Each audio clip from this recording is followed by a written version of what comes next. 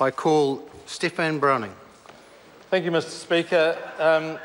Rise to speak to the second reading of the Border Processing Arrivals and Departure Tax Levy Bill.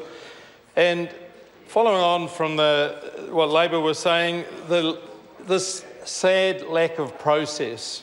We might be supporting the bill, but we think there is a very sad lack of process. We agree there should have been submissions through a select committee that would have added a better context, added a much better context. As we heard, the tourism industry, the importers who might want to see a little bit of a fairer balance between their fees and the fees on these people that will be coming in.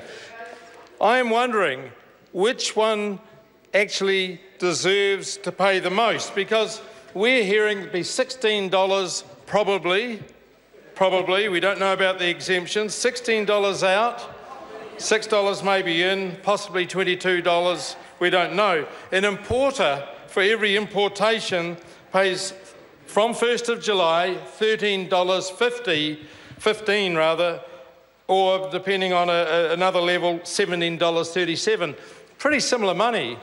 And I'm just wondering, if we had submissions and we had some very solid sort of depth to this, we would understand which one was the riskier, which one should pay to get the balance right. If we're talking about biosecurity alone, I'd like to know that. I would like to know, probably from the Cabinet papers we haven't seen, or the other papers that we haven't seen yet, in terms of the real costings, to see where the risk lies and what the cost-benefit ratios of each would be. So that will happen under what sort of consultation?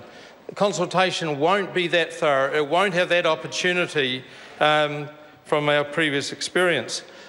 I started on a story before about where the Minister is going with biosecurity, because he said it's his most important area. I believe him, actually. I think he's doing quite well in that area, but he will never do well enough if he's using 2008, when National came into power. This government came in 2008 and did these big cuts. It would appear that the Minister, Nathan Guy, has got us back, in dollar terms, back to 2008. But 2008 wasn't good enough either. Before that, in the previous Labor government before that, we had Didimo, Varroa and a lot more. But we appear to be increasing. Of course, we have more tourists, we've got more trade, and we need to go a lot further. But the Minister has done some catching up. I want to know from the Minister what his real numbers are in terms of staff at the moment, what his real numbers are in terms of dogs at the moment, because some of the time he talks about new staff, new dogs, but they were still not up to those 2008 numbers. Whether this budget and this bill will help exceed that and ultimately exceed it significantly. So good on the Minister. And it's a real shame about those incursions that we got, and still getting, but the incursions we got because of those huge knockbacks that happened in the early 2000s. Sorry, the following 2008. There's a whole range of different pests that have come in and diseases that have come in recent times and have not been managed very well. Teleria is one that came in with, possibly in with cattle. It might have come in with some other animal. Where is the tax for that one? PSA, did it come in pollen? Did it come in a matchbox in somebody's luggage? Varroa, was that in on a bee in a matchbox in someone's luggage? Didimo, probably on some spongy fisherman's spongy boots for a fisherman tourist coming in, I would expect.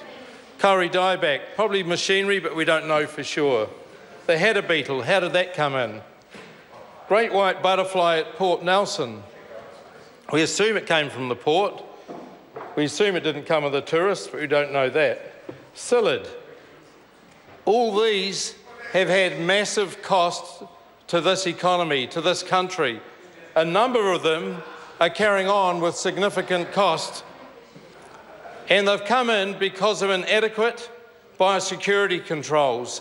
And not only that, and will this fund do the next stage, and I doubt it, the clean-ups, the dealing with those incursions. The great white butterfly, thanks to the Minister, possibly listening to the Greens and others, finally getting onto it, after DOC actually were the ones that really got it moving because MPI didn't, but ultimately between them, it appears they may have got control. But at what huge cost was that and threat to both biodiversity but also the agricultural economy? The Tileria I mentioned before is here forever. And how did this government manage that? Absolutely woefully.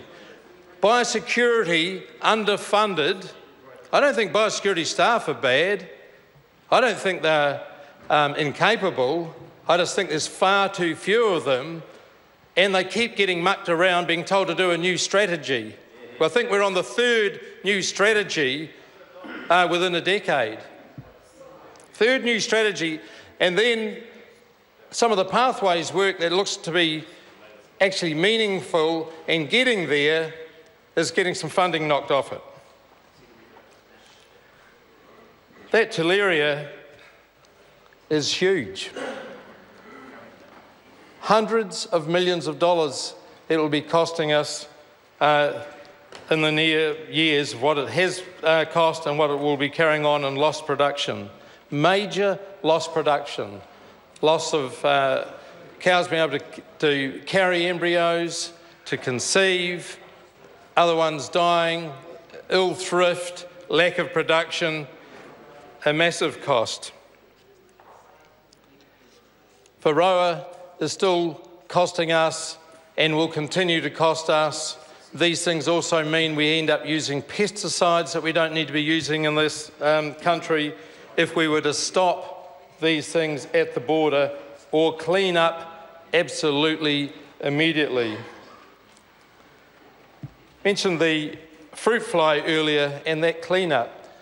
I visited the Auckland area several times to see how were they doing this? How were they managing this fruit fly incursion? I believe they did not have adequate advice. Again, the staff are pretty good, and I've met with some of them and had a briefing and understand what their logic was. They did not open up to further advice to do a better, quicker job. And as I heard from one of our fellow members over here before, the cost was something like 50% of turnover for some of the businesses. I watched the changes in that, and eventually we got some better systems in and they were able to start to trade a little bit more freely. But there are still impositions on business in that area, and no doubt there will be a lot more in spring again until we get the all clear. So the Greens will support this, but we want to see a lot more than this going into biosecurity and customs clearance. Thank you, Mr. Speaker. I call Richard Prosser. Thank you, Mr. Speaker. I'm very pleased to rise to take a